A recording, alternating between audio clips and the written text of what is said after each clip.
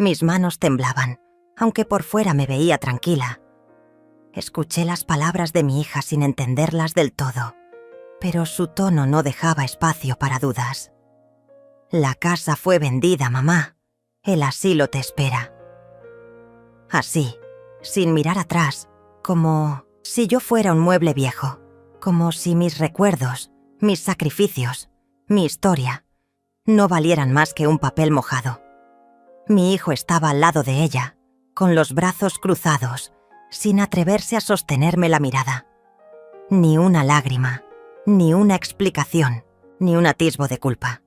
Solo una determinación fría y ensayada, como si todo eso ya lo hubieran practicado antes, como si llevarme allí fuera una simple tarea más en su lista de pendientes.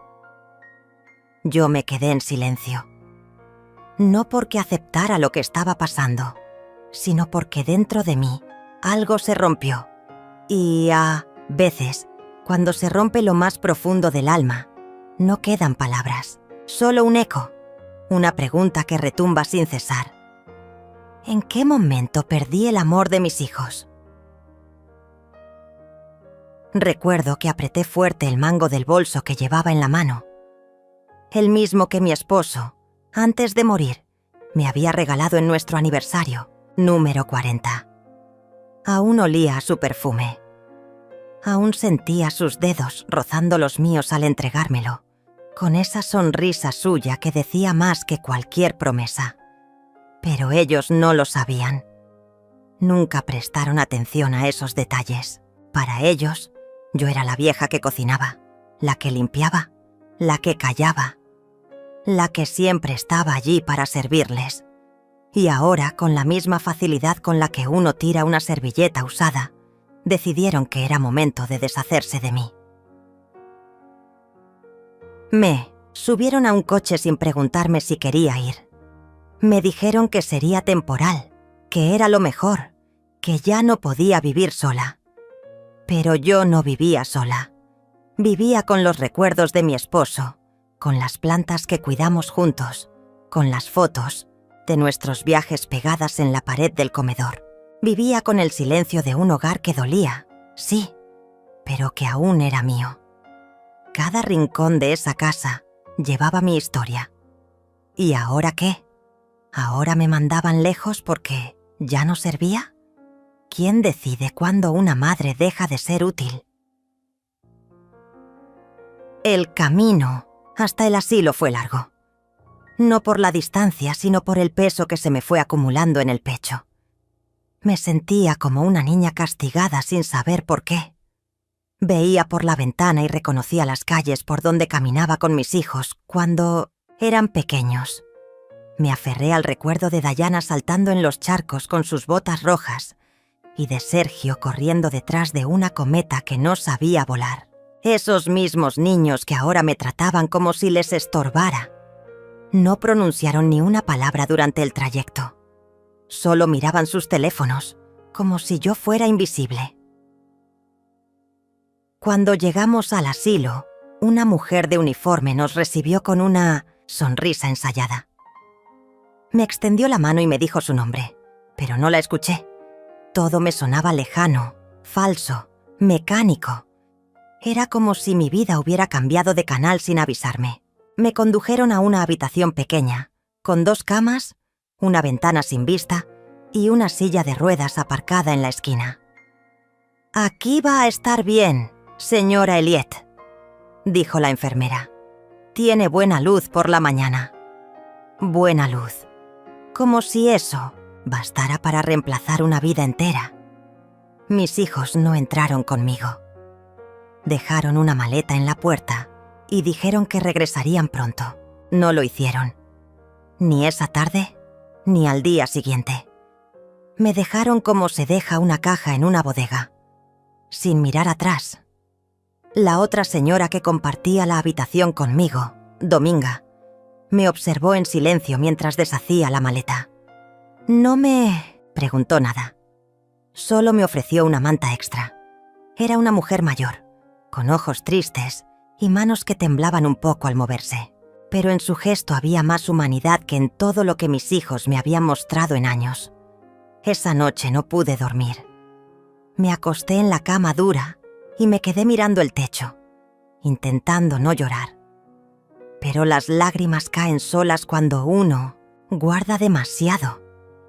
Me repetía una y otra vez: algo debe estar mal conmigo. Algo hice mal. Una madre no termina en un lugar así si todo fue correcto. ¿O sí? Cerré los ojos y vi el rostro de mi esposo. Sentí su voz diciéndome que fuera fuerte, que no dejara que me rompieran. Pero ya estaba rota. Me quitaron la casa. Me quitaron el lugar donde fui feliz, y lo hicieron con una frialdad que todavía no comprendo. El desayuno del día siguiente fue silencioso. Todos los ancianos sentados, mirando sus platos, algunos perdidos, otros resignados. Yo no hablaba. No tenía ganas. Me sentía fuera de lugar. Pero en ese silencio también comencé a ver cosas. Una señora que escribía cartas cada mañana. Un hombre que cantaba boleros mientras limpiaba su silla. Y poco a poco entendí que ese lugar estaba lleno de historias rotas, como la mía. Nadie llega a un asilo por casualidad. Todos llevamos algo que nos trajo hasta aquí. Pasaron los días. Empecé a leer para no pensar. Llevaba un libro de poemas que mi esposo me había regalado. Me sentaba en el jardín, en una banca de hierro, donde daba el sol directo por la mañana. Allí sentía que aún había algo mío. Un refugio pequeño. A veces Dominga se sentaba a mi lado, sin hablar. Solo a compartir el silencio. Y eso era suficiente. Pero cada vez que alguien nuevo entraba por la puerta, yo me giraba con la esperanza, tonta de ver a alguno de mis hijos. No por reconciliación, no por perdón, solo por entender. Necesitaba que me miraran a los ojos y me dijeran por qué. ¿Por qué la crueldad? ¿Por qué la mentira? ¿Por qué el abandono? Pero no venían, y yo seguía preguntándome, ¿cómo llegamos a esto? No sabía que ese día en el que me dijeron que el asilo me esperaba sería el inicio de algo más grande, que ese fondo en el que sentí que ya no había salida sería, en realidad, el primer peldaño hacia una vida que nunca imaginé. Porque a veces, cuando todo está perdido, la vida nos sorprende con una luz inesperada. Aún no lo sabía, pero esa luz estaba a punto de entrar por la puerta principal del asilo, con un traje impecable, una sonrisa cálida y una historia que cambiaría la mía para siempre. Yo no nací para terminar olvidada. Eso lo entendí muchos años atrás, cuando aún era Eliet González de Salinas, esposa de Tomás Salinas, madre de 2 niños que me decían que era su reina. ¿En qué momento cambiaron las coronas por cadenas? ¿Cuándo se rompió el pacto sagrado entre madre e hijos? Para entenderlo, tengo que volver atrás. Mucho antes de que el asilo se convirtiera en mi dirección y la indiferencia de mis hijos en mi condena. Tengo que volver a los días donde el amor era rutina y la casa que construimos con Tomás aún respiraba sueños. Yo tenía 22 años cuando conocí a Tomás. Trabajaba en una librería del centro y él entró una tarde buscando un libro de cocina para regalarle a su madre. No sabía mucho de autores, pero tenía una sonrisa tímida y unos ojos que sabían escuchar. Volvió al día siguiente y al otro. No por libros, sino por mí. Me pidió matrimonio 6 meses después y construyó con sus propias manos el primer cuarto donde viviríamos. No teníamos nada, pero lo teníamos todo. Esa casa fue nuestra vida. No fue comprada, fue levantada con sudor. Cada ladrillo, cada teja, cada planta del jardín tenía nuestras huellas. A veces, por las noches, cuando los niños dormían, Tomás y yo salíamos a ver las estrellas desde el tejado. Allí planeábamos el futuro. Él decía que íbamos a envejecer allí, que sus nietos iban a correr por ese patio, que cuando llegara la vejez, yo me sentaría bajo el naranjo con un café mientras él leía en voz alta como solía hacerlo. Juró que nunca dejaría que nadie me faltara el respeto, y cumplió, hasta que se fue. Cuando Tomás murió, una parte de mí murió también, pero quedaba la casa, y en ella los recuerdos, y los hijos que criamos con tanto esmero. Dayana era la mayor. Desde pequeña fue astuta. Siempre sabía cómo salirse con la suya. Le gustaba mandar, organizarlo todo, y siempre pensó que yo era blanda, que me dejaba manipular por papá, que amaba demasiado. Sergio, en cambio, era dulce. Me escribía cartas cuando iba a la escuela. Me traía flores del jardín. Me decía que yo era su ejemplo. Pero el tiempo lo cambió todo. Después de la muerte de Tomás, Dayana se mudó a la ciudad. Estudiaba Derecho. Tenía ambición. Me llamaba de vez en cuando, pero ya no venía los domingos. Sergio aún vivía en casa. Tenía un taller mecánico con su padre, pero al quedarse solo, vendió su parte y se fue a trabajar con un tío suyo. Yo me quedé sola. Al principio me llamaban seguido. Luego, solo cuando necesitaban algo. Una ayuda, un consejo, dinero. Siempre fui generosa. Creí que dar era la forma más pura de amar. Hasta que entendí que dar sin medida es también una forma de desaparecer. Pasaron los años y, aunque me dolía, me acostumbré a la soledad. Hacía pan cada viernes. Regaba el jardín cada mañana. Le hablaba a la foto de Tomás, contándole cosas pequeñas. Un día Sergio vino a visitarme con un sobre. Me dijo que era un trámite para asegurar la casa, que, por si pasaba algo, todo estuviera en orden. Yo confié. Siempre lo hice. Lo firmé sin preguntar. Me abrazó antes de irse. «Te amo, mamá», dijo. Nunca imaginé que esas palabras serían las últimas que me diría con sinceridad. Unas semanas después, Dayana llegó a la casa sin avisar. Llevaba un portapapeles en la mano y unos lentes oscuros. Me senté con ella en la cocina. Me dijo que habían vendido la casa. Así, sin anestesia. Que el nuevo dueño tomaría posesión en 3 días. Que no me preocupara. Que ya tenían un lugar preparado para mí. Un asilo hermoso, con enfermeros, comida rica, tele y todo lo que necesitas, dijo, como si eso reemplazara 40 años de historia. Yo no entendía. ¿Cómo la vendieron?, pregunté. Me miraron como si fuera una niña tonta. Sergio apareció detrás de ella y juntos me explicaron que el documento que firmé les daba derecho a vender. Que era lo mejor, que la casa ya era muy grande, para mí, que no debía vivir sola, que era por mi seguridad. Les dije que no lo aceptaba, que esa casa era mía, que papá no lo hubiera permitido. Papá está muerto, mamá, y tú no puedes seguir aferrada al pasado, dijo Dayana. Sentí un puñal atravesarme el pecho.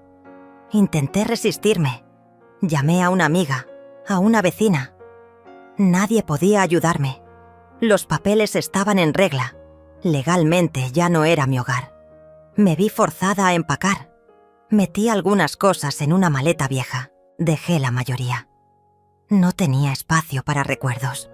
Me llevaron al asilo esa misma semana. Me besaron en la frente como si me estuvieran haciendo un favor. No lloré frente a ellos. Pero cuando cerraron la puerta, me derrumbé.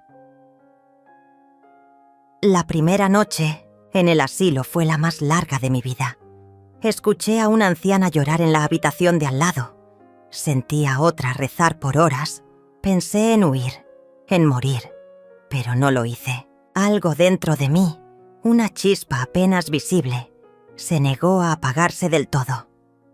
Me repetí a mí misma, aún no me rindo. Pasaron los días, me adapté a la rutina, observaba a los otros residentes. Algunos ya no sabían quiénes eran, otros fingían sonreír. Me hice amiga de Dominga. Ella había sido enfermera. Tenía 3 hijos que la visitaban una vez al año. Compartíamos historias, reíamos a veces. Pero el dolor seguía allí.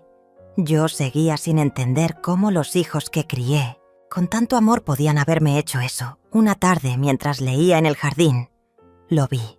Entró por la puerta principal como si el mundo le perteneciera. Traje gris, corbata vino, cabello salpicado de canas y una mirada cálida. Lo reconocí de inmediato. Enrico Chávez. No lo veía desde que tenía 25 años. Habíamos sido amigos, muy cercanos, antes de conocer a Tomás, antes de que la vida nos llevara por caminos distintos. Enrico había sido ese amor que uno no olvida, aunque lo entierre en lo más profundo. Él me vio. Se detuvo, frunció el ceño, dio unos pasos y entonces sonrió. «¿Elliot?», dijo. Me levanté. Sentí que mis piernas temblaban. «Enrico», respondí. Y de pronto, el pasado regresó como un río desbordado. Nos sentamos juntos, hablamos por horas. Me contó que era inversionista, que apoyaba varios hogares de retiro, que visitaba el asilo una vez al mes para asegurarse de que todo estuviera bien. No podía creer que yo estuviera allí. «¿Qué haces aquí?», preguntó. Bajé la mirada. «Mis hijos vendieron mi casa», dije. Y el silencio que siguió fue tan elocuente como un grito. Enrico no me juzgó. Me tomó la mano.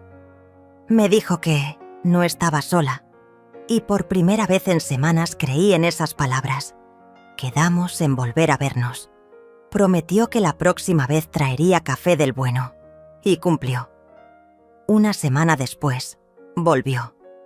Esta vez se sentó conmigo bajo el naranjo del Volkstheaters jardín y hablamos del pasado, de lo que fue, de lo que aún podía ser. El día en que me di cuenta de que ya no tenía un hogar fue también el día en que supe que mis hijos no me amaban como yo creía. No fue una discusión ni un portazo, fue la manera en que me hablaron, fría, vacía, mecánica, como si yo fuera un estorbo. Como si mi vida, esa que les di entera, ya no tuviera valor.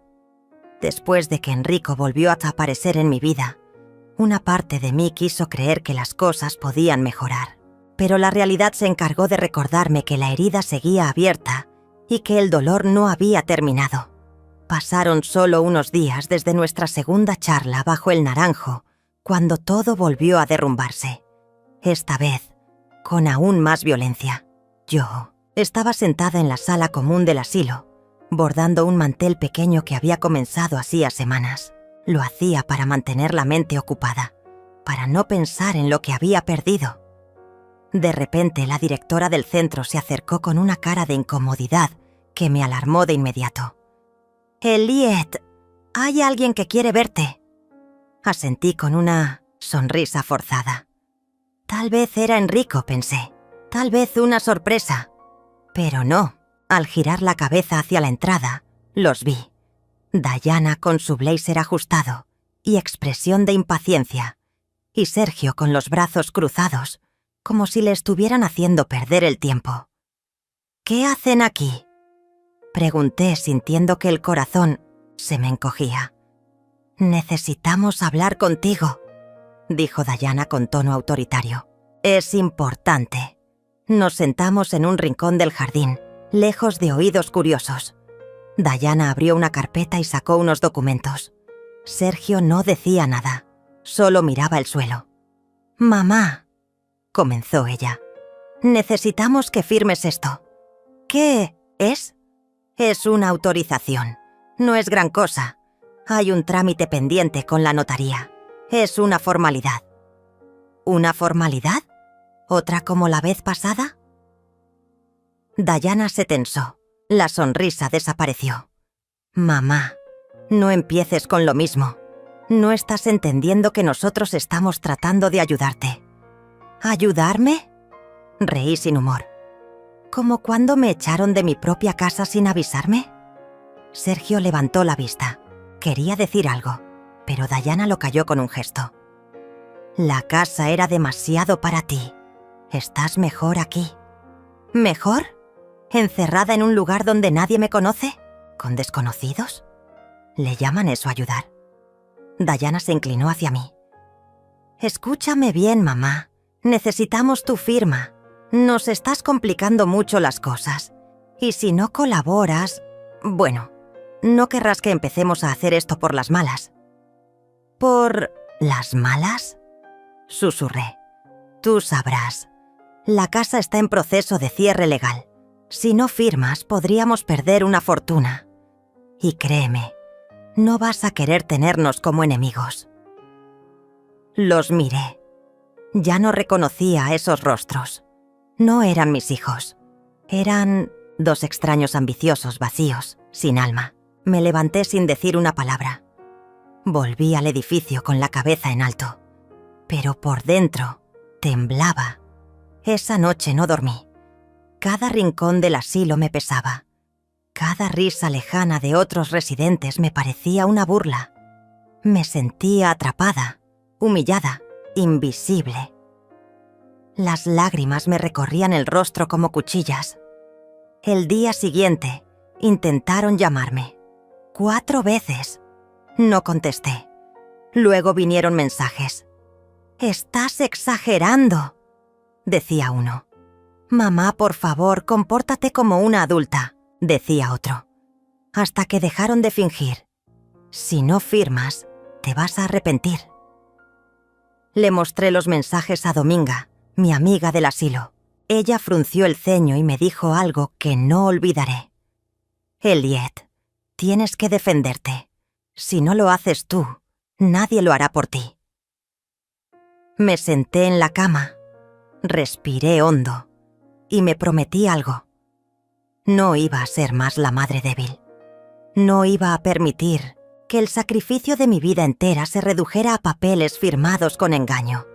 Si ellos querían guerra, iban a encontrarme lista. Pero necesitaba ayuda y solo había una persona en quien podía confiar. Enrico. Lo llamé al día siguiente. Nos encontramos en una pequeña cafetería que quedaba cerca del centro. Cuando llegué, ya me esperaba con 2 tazas de café humeante. «Sabía que ibas a llamar», me dijo con una sonrisa suave. «Tus ojos gritaban cosas que tus labios aún no decían». Le conté todo. Desde la venta de la casa hasta los mensajes más recientes. Enrico no hablaba. Solo me escuchaba. Al final, me tomó la mano.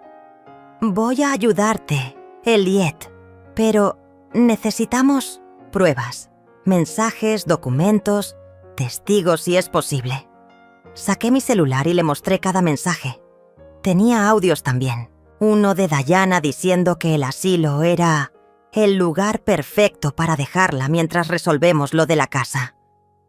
Otro de Sergio que accidentalmente mencionaba que mamá firmó sin leer, así que está hecho. Enrico se inclinó hacia mí. «Esto es oro, Elliot. Con esto tienes el poder». Durante las semanas siguientes, trabajamos en silencio. Con cada encuentro, yo recuperaba una parte de mí. Me sentía viva otra vez, capaz. Enrico me ayudó a consultar a un abogado amigo suyo. Discretamente, él confirmó que, aunque ellos tenían documentos, la forma en que los obtuvieron era manipuladora, y eso podía invalidar todo. Mientras tanto, mis hijos empezaron a desesperarse. Me buscaban. Iban al asilo, pero yo me escondía. La directora, cómplice y harta de sus exigencias, les decía que no estaba disponible. Ellos no sabían que ya no dormía allí. Enrico había conseguido para mí una habitación discreta en una residencia privada, donde podía moverme con más libertad. Meo, llamaron cientos de veces.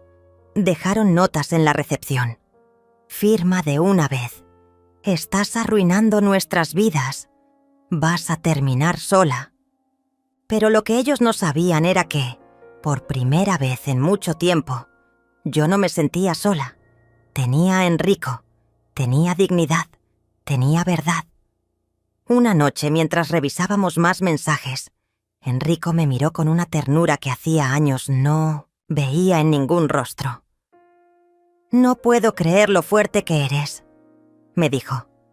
Yo tampoco sabía que lo era. Respondí con un nudo en la garganta. «Elliot, ¿alguna vez pensaste en lo que mereces?» Toda mi vida me conformé con lo que quedaba, con lo que sobraba, con lo que no molestaba. Pero ahora quiero algo distinto. ¿Y si lo tuvieras? Lo miré. Él sabía lo que yo estaba pensando, lo que ambos sentíamos. Pero no era el momento. Aún no. Antes tenía que cerrar un ciclo. Tenía que enfrentar a quienes me rompieron. Y hacerlo, de pie. Unos días después les mandé un mensaje a Dayana y Sergio. Corto, directo. Nos vemos el lunes a las 10 en la cafetería del centro. Lleven los papeles. La respuesta llegó en segundos. Por fin.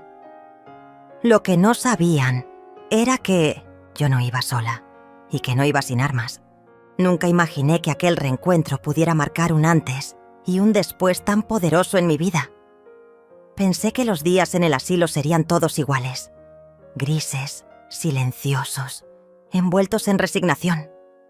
Pero algo cambió. O mejor dicho, alguien. Era una tarde templada, de esas en las que el sol no quema, pero calienta lo suficiente como para hacerte sentir viva. Estaba sentada en el banco de piedra junto al jardín, ese lugar que había adoptado como mi refugio. Siempre me llevaba un libro. Aquella tarde tenía entre las manos uno de Isabel Allende. Lo había leído muchas veces, pero necesitaba aferrarme a palabras conocidas. Me ayudaba a respirar, a olvidar.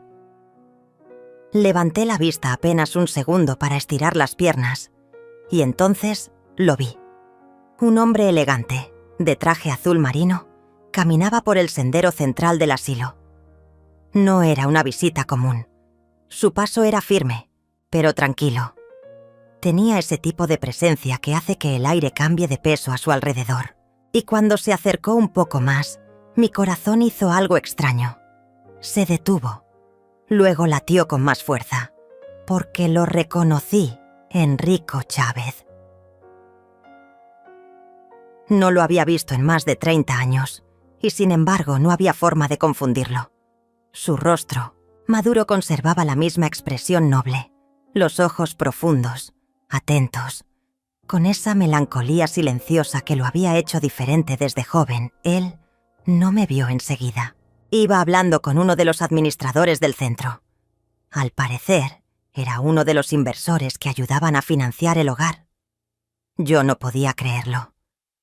Me sentí ridícula por mi aspecto, por mis ropas viejas, por mi cabello mal recogido. Me levanté como pude y caminé hacia adentro, intentando no ser vista. Pero no alcancé ni a dar 5 pasos cuando escuché su voz detrás de mí. «¿Elliot?» Me congelé. Cerré los ojos un instante, como si eso pudiera detener el tiempo. Me giré despacio.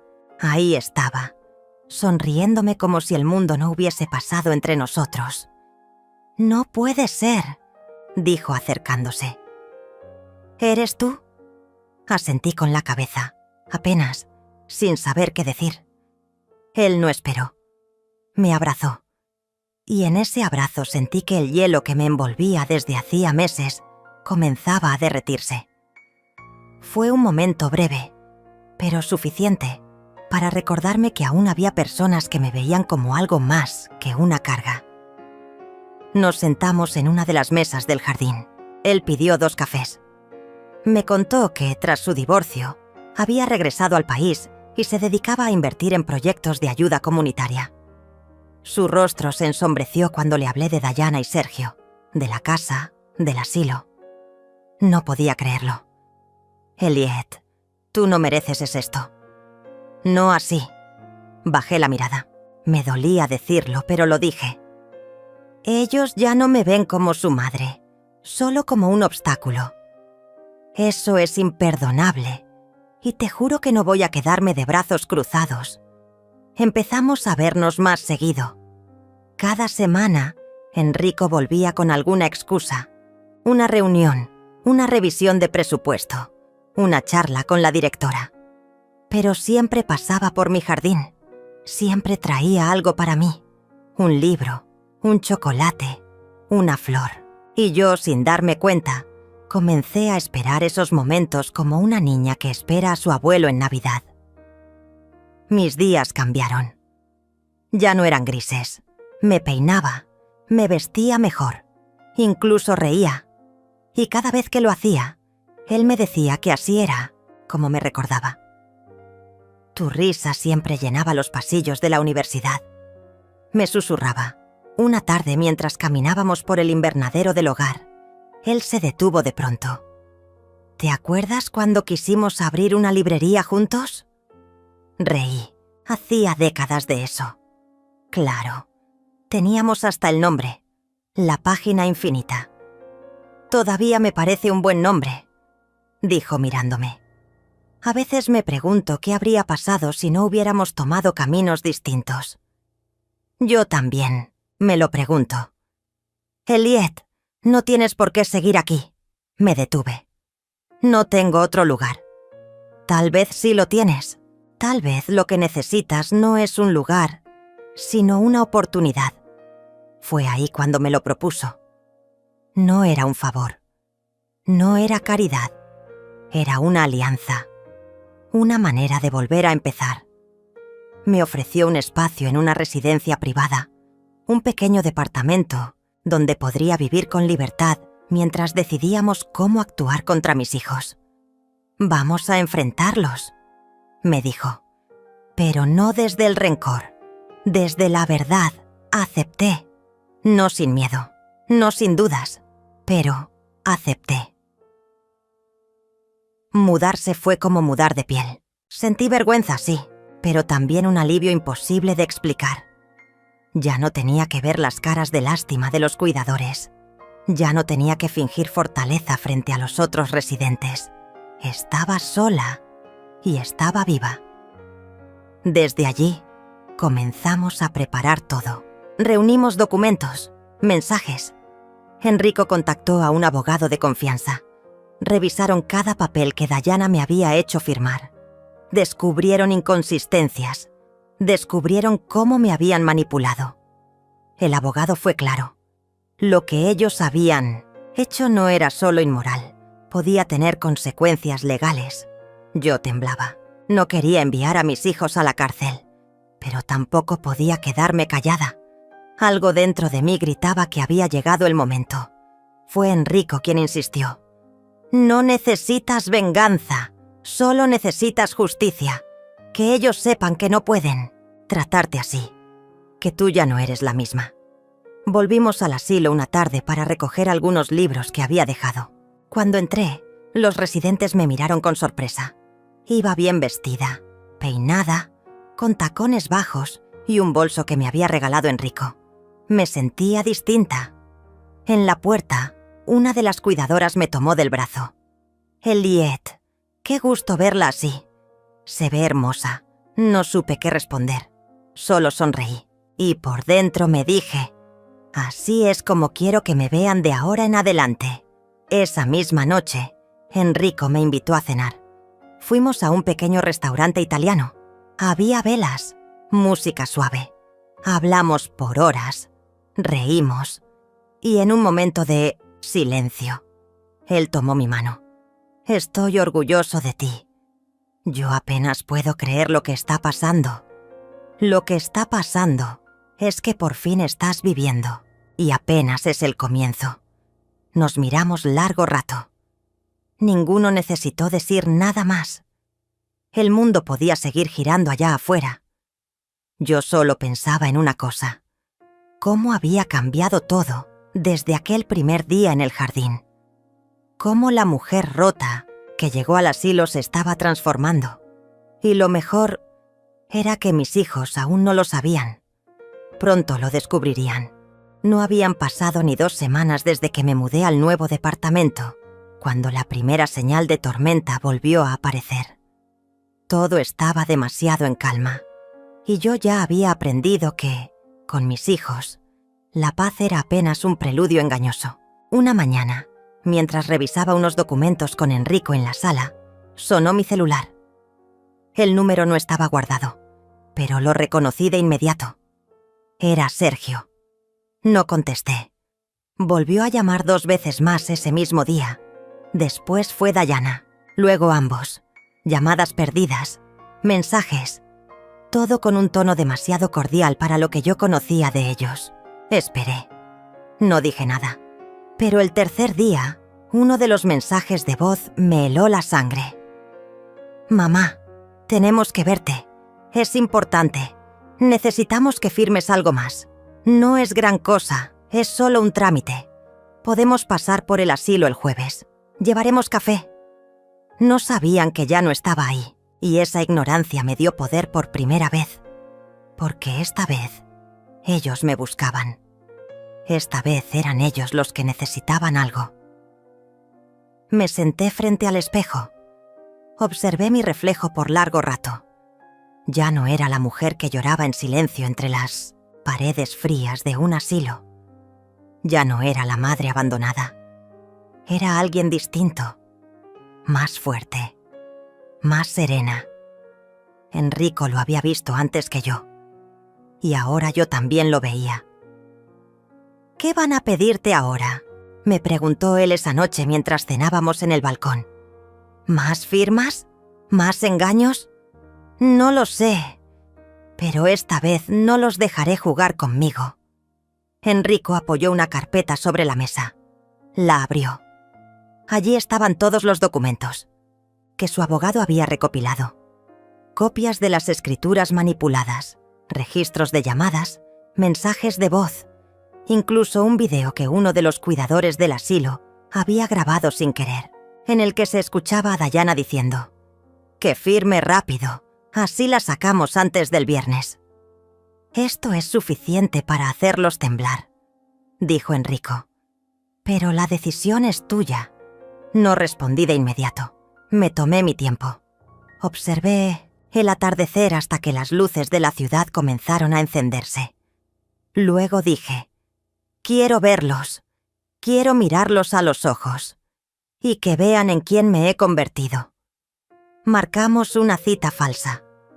Le pedí a Enrico que los llamara haciéndose pasar por un representante legal del asilo. Les dijo que había una confusión con la venta de la casa y que necesitaban hablar con ellos para que todo quedara claro. Les dio la dirección de una cafetería elegante en el centro, y ellos aceptaron sin dudar. Mientras se preparaban para lo que creían sería una manipulación más, yo también me preparaba. Esa mañana me levanté más temprano que nunca. Me vestí con un conjunto beige de tela fina. Me puse un collar sencillo pero elegante, y me maquillé con cuidado. No para ellos, para mí. Para recordarme lo lejos que había llegado desde el día en que me empujaron al asilo, como si fuera un mueble viejo. Enrico me llevó en su auto, un sedán negro, sobrio, de esos que hacen girar cabezas. Al bajar, varios miraron, algunos con admiración, otros con sorpresa. Entré a la cafetería como si cada paso me perteneciera. Y ahí estaban, ellos, Sergio y Dayana, sentados, nerviosos, con sus celulares sobre la mesa, revisando mensajes. Me vieron acercarme y sus rostros se desfiguraron por una fracción de segundo. No esperaban verme así. No esperaban verme entera. «Mamá», dijo Dayana sonriendo, forzada. «Qué gusto verte». No contesté. Me senté. Crucé las piernas. Enrico se mantuvo a distancia, observando desde la barra. Saqué mi carpeta y la dejé sobre la mesa. «Entonces, ¿qué necesitan que firme esta vez?», Sergio carraspeó. «No es gran cosa, mamá. Es solo un documento para formalizar un ajuste en la venta de la casa. Una tontería realmente. Algo legal». «¿Una tontería como la anterior? ¿Cuando me hicieron firmar papeles sin decirme lo que eran?». Dayana frunció el ceño. «Mamá, no empieces con tus teorías. Ya te lo explicamos. La casa estaba a nombre de papá. Y como tú no podías mantenerla... ¿Ah, sí? ¿Y eso justifica sacarme sin avisar? ¿Meterme en un asilo como si fuera un problema? Sergio se impacientó. Mira, no vinimos a discutir. Vinimos a solucionar esto de forma civilizada. ¡Perfecto!, dije. Entonces veamos cómo lo solucionamos. Abrí la carpeta. Saqué una hoja. Era una impresión del mensaje de voz de Diana. Luego otra hoja. Una copia del video del asilo. Una tercera. Un análisis legal de la escritura que mostraba que yo tenía derechos sobre la propiedad. Sus rostros comenzaron a descomponerse. ¿Qué es esto?, preguntó Diana, tomando los papeles con manos temblorosas. Pruebas, de todo. De cómo me engañaron, de cómo me manipularon, de cómo intentaron deshacerse de mí. Esto no prueba nada, dijo Sergio, aunque su voz ya no era segura. Tal vez no, pero sí prueba suficiente para que un juez lo revise. Y créanme, tengo un abogado dispuesto a llevar esto hasta el final. Hubo un silencio denso. Los dos se miraron. Sergio sudaba. Diana tragaba saliva. Yo me sentía extrañamente en paz. «Mamá, no sabíamos que estabas tan... dolida», dijo ella, ahora con un tono más blando. «Solo queríamos ayudarte. Pensamos que estarías mejor allí». ¿Mejor? ¿En una habitación gris? ¿Sin mis libros? ¿Sin mi historia? ¿Sin mi casa? Sergio bajó la cabeza. Diana soltó un suspiro largo. Finalmente preguntaron: «¿Qué quieres, mamá?» Sonreí. Por primera vez en meses, sonreí con poder.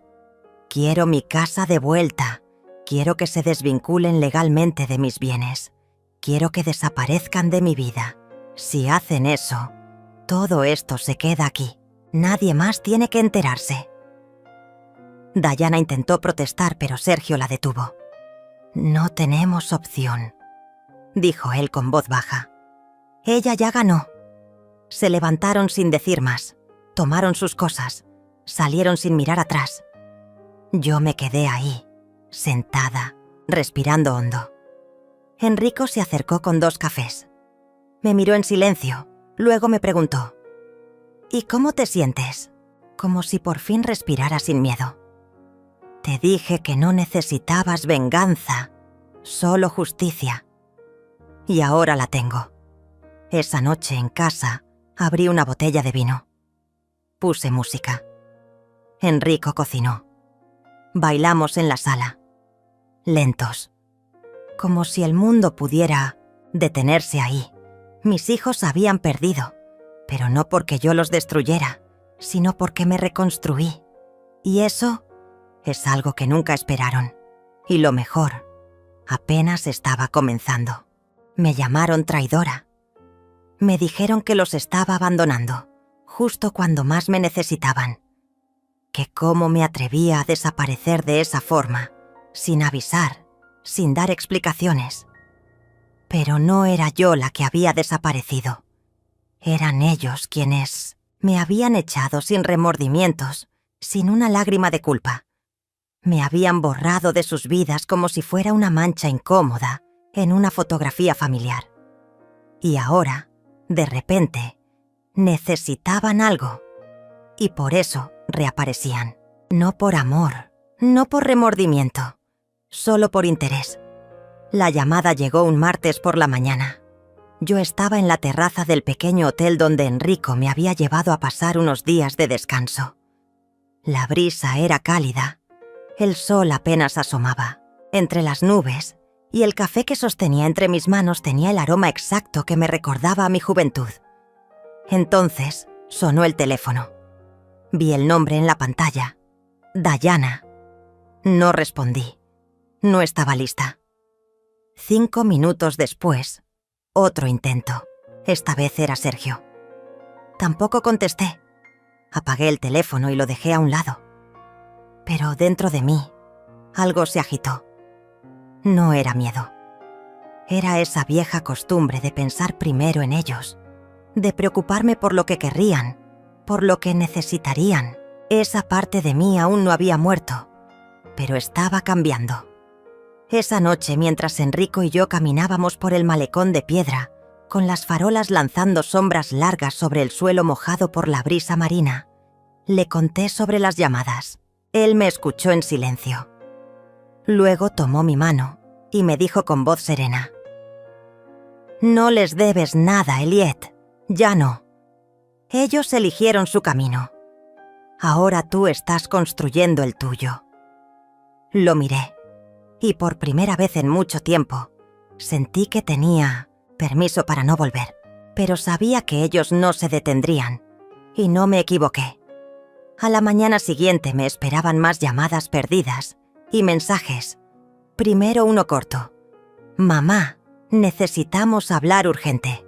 Luego otro, más largo, cargado de una dulzura forzada que ya no me engañaba: «Mamá, te extraño. Fue un error todo lo que pasó. Por favor, llámame». Y después, la verdad escondida detrás de esa máscara de arrepentimiento: «Necesitamos tu firma. Hay un trámite importante y solo tú puedes autorizarlo». Era eso. Siempre era eso. Cuando no me necesitaban, no existía.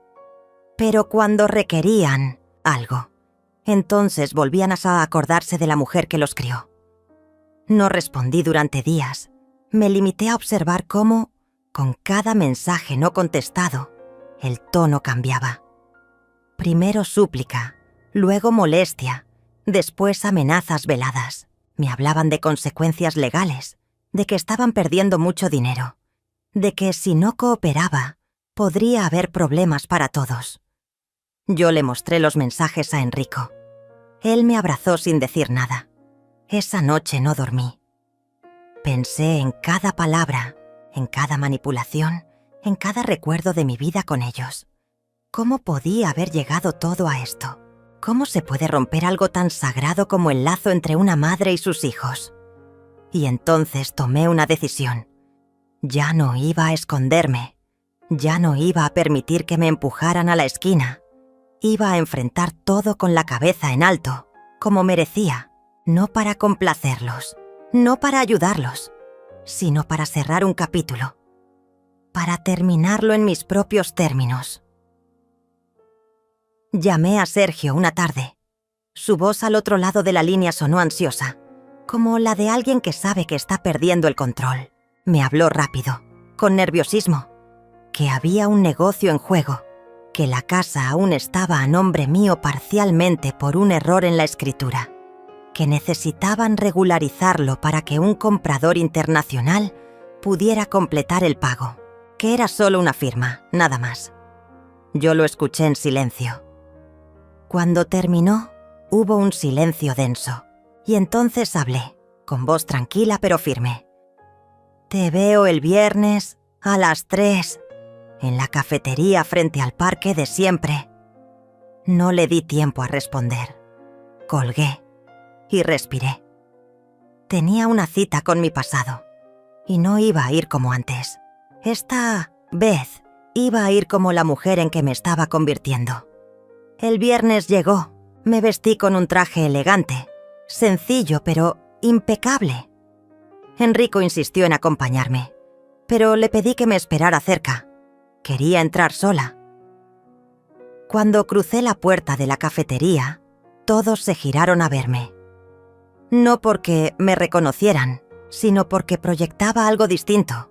Confianza, seguridad, poder. Mis hijos ya estaban sentados en una mesa del fondo. Me miraron con sorpresa. Creo que en ese momento se dieron cuenta de que algo había cambiado. Me senté con calma. Dayana fue la primera en hablar. Su tono era amable, pero artificial. Me ofreció café. Me preguntó cómo estaba. Yo no respondí a sus preguntas. Solo la miré fijamente. Luego saqué una carpeta que llevaba en el bolso. Dentro había copias de documentos, capturas de pantalla, mensajes impresos. y una carta redactada por un abogado que conocí gracias a Enrico. La deslicé sobre la mesa. «¿Qué es esto?», preguntó Sergio, intentando sonar autoritario. «Es todo lo que tengo», dije. «Todo lo que podría usar para iniciar un proceso legal por fraude, abuso, despojo de patrimonio y coacción. ¿Quieren seguir?». Ambos se quedaron en silencio. El color se les fue del rostro. La arrogancia desapareció. Intentaron recuperar la compostura, pero ya era tarde. Yo tenía las cartas. Yo tenía el poder. Por primera vez en mi vida, ellos no podían controlarme. Se miraron entre ellos. Dayana balbuceó algo sobre malentendidos, sobre que nunca quisieron hacerme daño. Sergio dijo que todo era más complicado de lo que parecía. Yo me levanté despacio. Miré sus rostros con una mezcla de tristeza y resolución. «Tienen 2 opciones», dije sin levantar la voz. «O se olvidan de mí para siempre, me devuelven lo que es mío y siguen sus vidas lejos de la mía. O llevo todo esto ante un juez y no solo pierden lo que quieren, también su reputación». Nadie habló. Solo me observaron mientras tomaba mi bolso y caminaba hacia la salida. Afuera, Enrico me esperaba con una sonrisa serena. Tomé su brazo y seguimos caminando, como si nada hubiera pasado.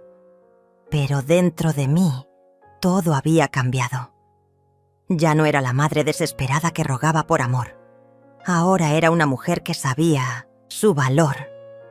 Una mujer que había tocado fondo y había salido a flote con dignidad.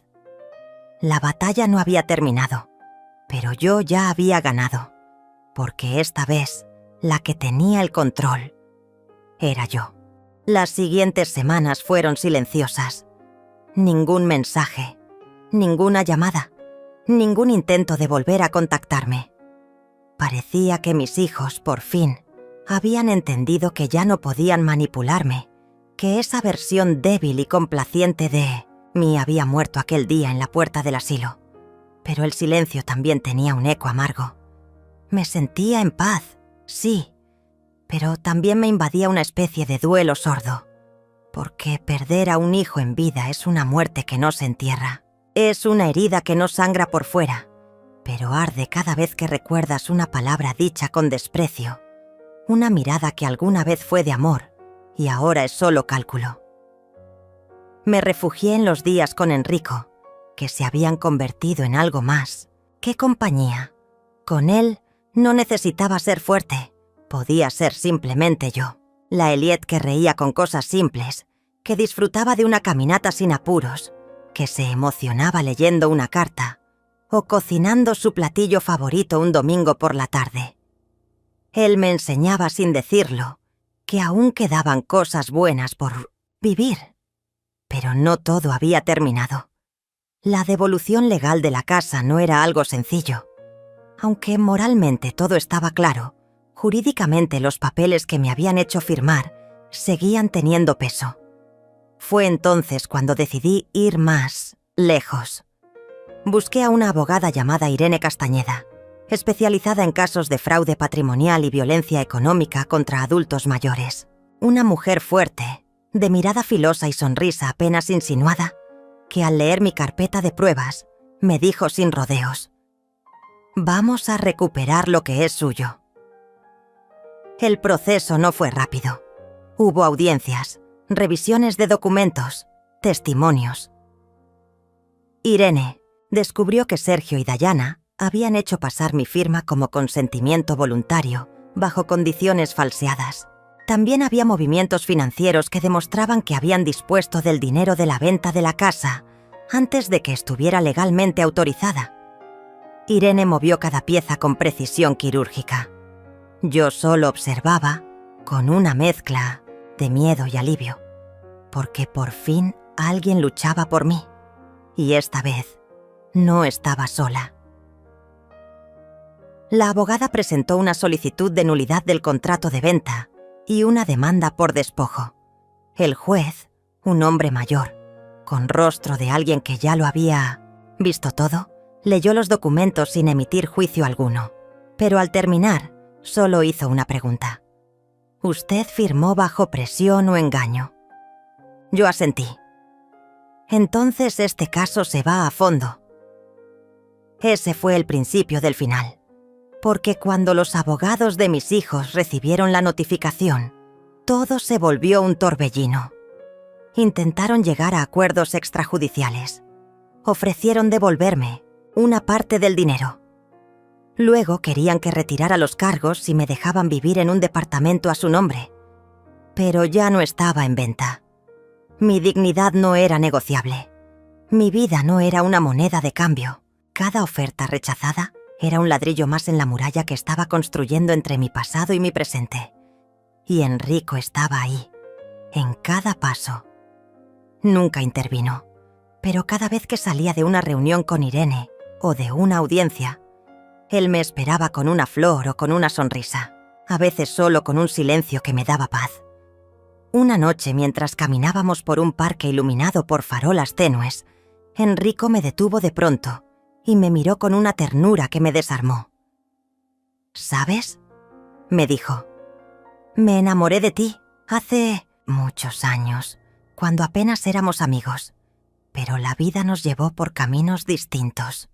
Y ahora que te volví a encontrar, no quiero dejarte ir otra vez. No después de ver todo lo que eres capaz de soportar y de vencer.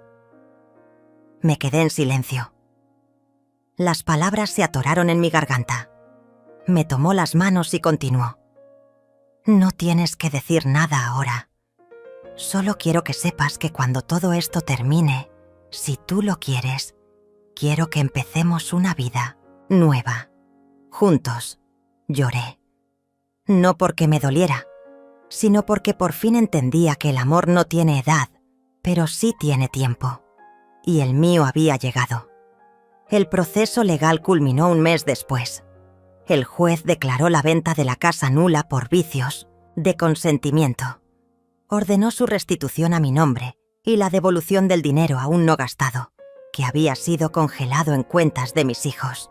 La sentencia fue leída en una sala silenciosa, donde solo el sonido del aire acondicionado rompía la tensión.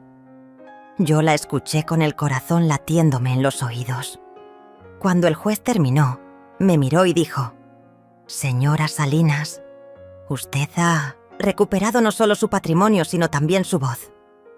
Salí del juzgado con lágrimas en los ojos, pero esta vez eran de alivio. No de tristeza. Por primera vez en mucho tiempo, me sentí completa. Dayana y Sergio no me dirigieron la palabra. Al salir, los vi de lejos. Sus rostros eran máscaras de derrota.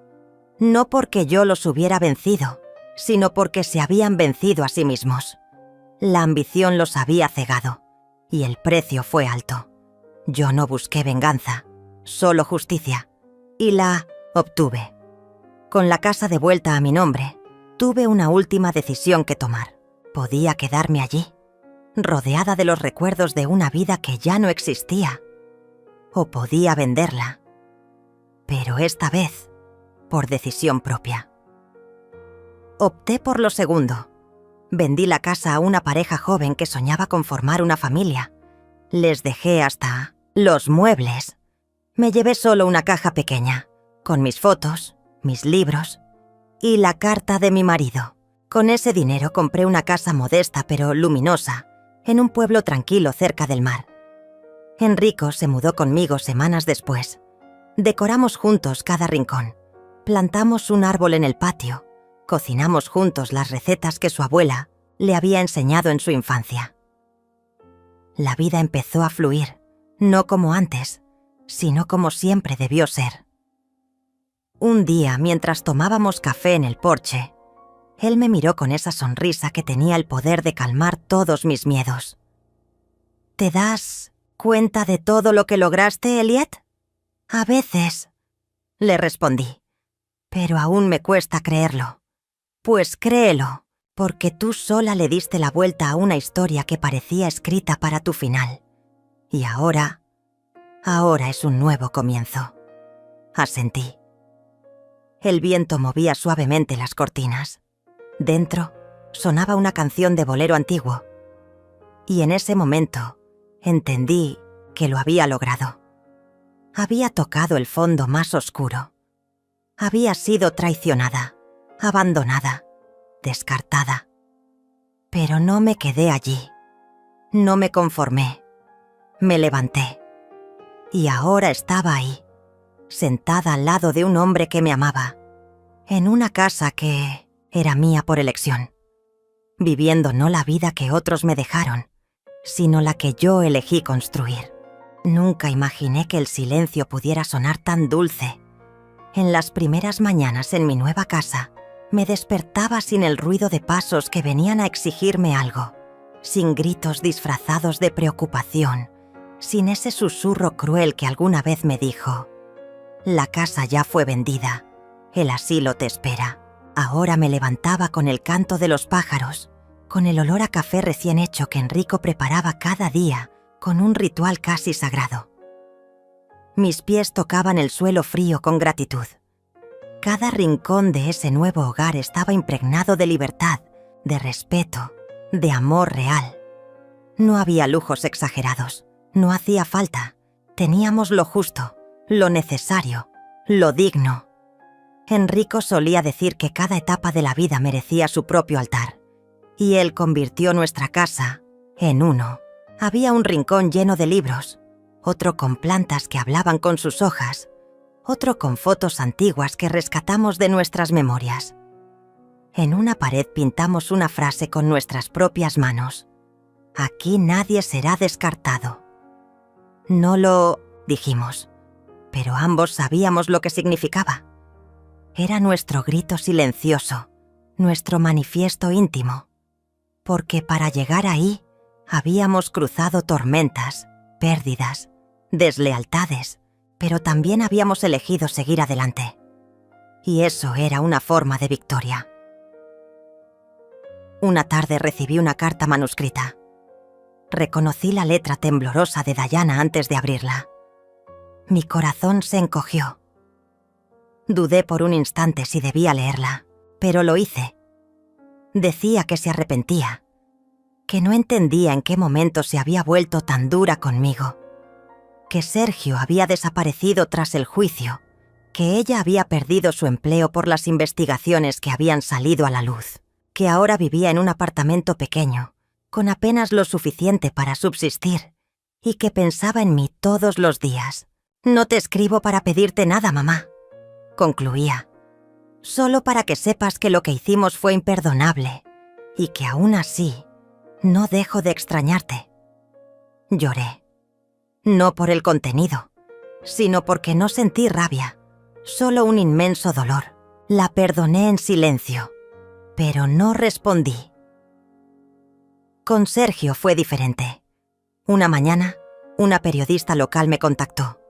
Me dijo que estaba escribiendo un reportaje sobre casos de abuso patrimonial y que mi historia había servido como referencia para otras mujeres mayores, que querían hacerme una entrevista, que mi testimonio estaba inspirando a muchas a alzar la voz. Dudé. No quería venganza. No buscaba exposición. Pero algo en mí entendía que había llegado el momento de convertir mi dolor en puente. Acepté. La entrevista fue sencilla. Una sala con luces suaves, una mujer joven que me trató con una ternura que me recordó a la que alguna vez tuve en mis hijos. Me pidió que hablara desde el corazón. Lo hice. Conté cómo mi vida se había reducido a la sombra de lo que fui, cómo entregué todo sin esperar nada, cómo me quitaron incluso la dignidad y cómo la recuperé, paso a paso, con coraje, con ayuda, con amor. Hablé de Enrico, hablé de Irene, hablé del asilo, de las lágrimas que no se ven. Cuando terminé, la periodista me dijo que era la entrevista más conmovedora que había hecho. Sonreí, no por vanidad, sino porque entendí que ya no tenía miedo de contar mi historia. Días después, la entrevista se publicó en redes sociales. Se volvió viral. Mujeres de todo el país comenzaron a escribirme. Muchas contaban experiencias parecidas. Abuelas, Despojadas, madres utilizadas, vidas silenciadas. Algunas lloraban por no tener la fuerza que yo encontré. Otras me decían que, gracias a mí, irían a denunciar. Yo las leía con el corazón temblando, porque, de pronto, mi historia ya no era solo mía. Era un eco, una chispa en medio de la oscuridad. Enrico lo celebró con una cena improvisada. Puso música de boleros, sirvió vino barato pero delicioso, y me sacó a bailar en medio de la sala. Yo reía como una niña. Sentía que estaba sanando algo que había estado roto mucho antes de que todo comenzara. Él me abrazó fuerte y me dijo al oído: «Eliette, lo lograste. No solo te levantaste, estás ayudando a otras a levantarse también». No respondí, solo lo abracé más fuerte. Un domingo, organizamos una pequeña reunión con nuestras vecinas. Mujeres mayores, solas, fuertes, sabias. Cocinamos juntas, hablamos de nuestras historias, reímos de nuestras cicatrices. Una de ellas, llamada Carmela, me tomó la mano y me dijo: «Nosotras no fuimos preparadas para pedir, solo para dar. Pero tú nos estás enseñando que también merecemos recibir». Y esa fue la frase que me acompañó las noches siguientes. Un mes después, Enrico me llevó a la playa. Dijo que era un viaje corto. Pero al llegar, descubrí que había reservado un hotel modesto frente al mar, con vista a los atardeceres que parecían pintados por ángeles. Caminamos descalzos por la arena. Hablamos de la vida, de lo que habíamos perdido, de lo que habíamos salvado. Y una tarde, mientras el sol bajaba lento y el viento me despeinaba, él se arrodilló. Sacó de su bolsillo una cajita pequeña, con un anillo sencillo, de plata. No dijo un discurso, solo esas palabras que bastaron para estremecerme. «¿Quieres compartir conmigo lo que nos quede de vida?» Yo no supe si llorar o reír. Hice ambas cosas. Le dije que sí, que claro que sí, que hace mucho tiempo había dejado de creer en los cuentos de hadas, pero que él había escrito uno conmigo. Nos casamos 2 semanas después, en una ceremonia íntima en nuestro jardín. Solo nosotros, un par de testigos y las flores que plantamos juntos. No hubo música estridente ni promesas teatrales, solo verdades dichas con el alma. Enrico me miró y me prometió respeto. Yo le prometí gratitud y nos juramos compañía hasta donde la vida nos permitiera. Volví a ver a Dayana un año después. Fue en un supermercado. Estaba demacrada, con los ojos cansados, empujando un carrito medio vacío. Me vio. Se congeló. Yo también. Caminó hacia mí con pasos lentos. Me saludó con voz temblorosa. Le pregunté cómo estaba. Me dijo que viva, pero apenas. Que había cambiado. Que ahora cuidaba a una señora mayor. Que entendía muchas cosas que antes no veía.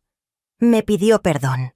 No con palabras rebuscadas, solo con una mirada rota. Y yo, en ese instante, entendí que hay heridas que el tiempo no borra, pero sí transforma. La abracé, no por ella, por mí, porque cargar rencor también envejece, porque perdonar no es olvidar, es liberar. No supe más de Sergio, y quizá así debía ser. Hay historias que no merecen epílogo. Lo cierto es que, en mi nueva vida, aprendí que nunca es tarde para empezar de nuevo. Que el amor puede florecer en la madurez. Que la justicia no siempre viene rápido, pero llega. Y que hay mujeres allá afuera, como yo, que necesitan saber que pueden volver a levantarse. Ahora me levanto cada mañana con la certeza de que sobreviví a lo que pensaba que me mataría. Y que lo hice con dignidad, con coraje y sobre todo, con amor. Y esa es la verdadera victoria. Ese día desperté con el corazón tranquilo por primera vez en mucho tiempo. La luz entraba por la ventana del cuarto que ahora compartía con Enrico, y mientras observaba el contorno de su rostro dormido, me di cuenta de que no había soñado. No era una fantasía, ni una ilusión de una anciana desesperada por amor o redención. Era real. Había llegado hasta allí, con cicatrices, con historia, con dolor, pero de pie. Recuerdo haber caminado hasta la terraza del nuevo apartamento que habíamos alquilado juntos. Una vista hermosa del mar, el sonido sereno de las olas y la brisa tibia acariciando mi piel. Cerré los ojos y volví a sentir todo, desde el día en que mis hijos, mis propios hijos, me arrojaron sin piedad a un asilo, hasta ese momento de absoluta libertad. No podía evitar pensar en la ironía.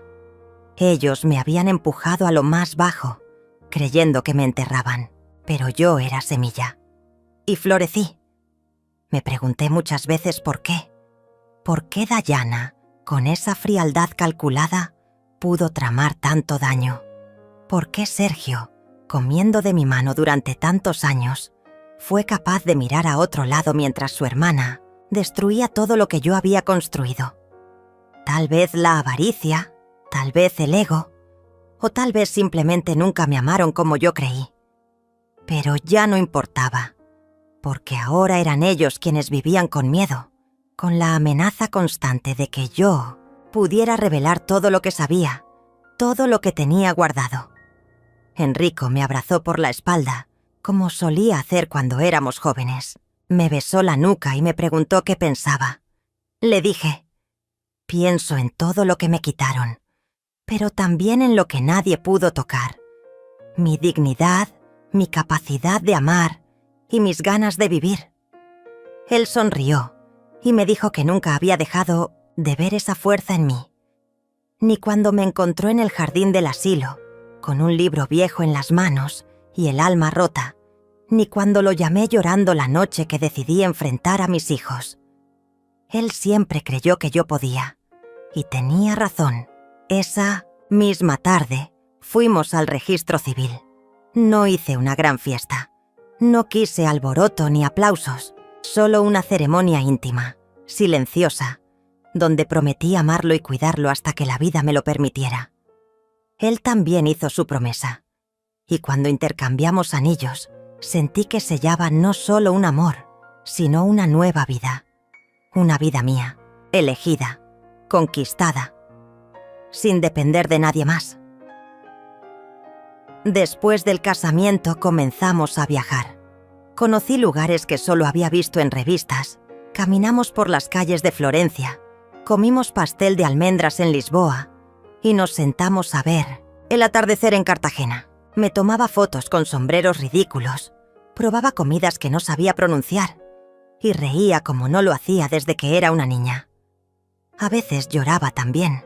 Lloraba por todo lo que tardé en llegar hasta ahí, pero ya no con tristeza. Lloraba con gratitud por haber sobrevivido.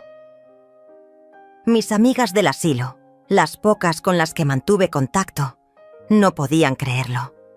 Una de ellas, Nilda, me decía en cartas que cada vez que contaba mi historia, las otras se quedaban en silencio, conmovidas. Algunas incluso comenzaron a escribir lo que vivieron, inspiradas por mí.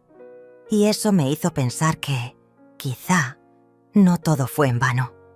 Quizá había un propósito escondido detrás de tanta oscuridad. Mis hijos nunca más me buscaron. Cumplieron su parte. Me devolvieron la casa, pero yo ya no la quería. La vendí. Con ese dinero ayudé a una fundación que cuida a ancianas abandonadas. Les compré camas nuevas, construí una biblioteca y les doné decenas de ejemplares con dedicatorias personales. También dejé una nota en la pared del salón principal. Una mujer no es desecho, es historia viva. No la subestimes. En las noches, cuando la casa está en silencio y solo se oye el tic-tac del reloj, me recuesto en la cama y repaso todo. Cada decisión, cada lágrima, cada acto de coraje. Me siento orgullosa. No por haber vencido, sino por no haberme rendido. Porque incluso cuando la vida me arrancó todo, supe reconstruirme. Me armé con pedazos nuevos, más fuertes, más sabios. Y aprendí a no esperar validación de nadie. Aprendí que mi valor no dependía del apellido de mis hijos, ni de la etiqueta que me impusieran por la edad. Hoy tengo un pequeño jardín en la terraza. Planto flores y hablo con ellas. Les cuento historias, les pongo nombre, las riego con cuidado. Y cuando florecen, las observo como si fueran parte de mí. Porque lo son. Porque como yo, resistieron como yo. Se abrieron al sol después de la tormenta. Y así quiero que me recuerden.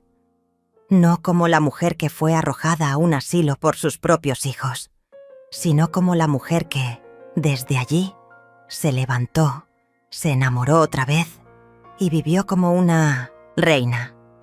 Porque no hay edad para empezar de nuevo. No hay edad para amar, para soñar, para exigir respeto. No hay edad para poner límites. Y no hay edad para ser feliz. Soy Eliette Salinas. Y esta es mi historia.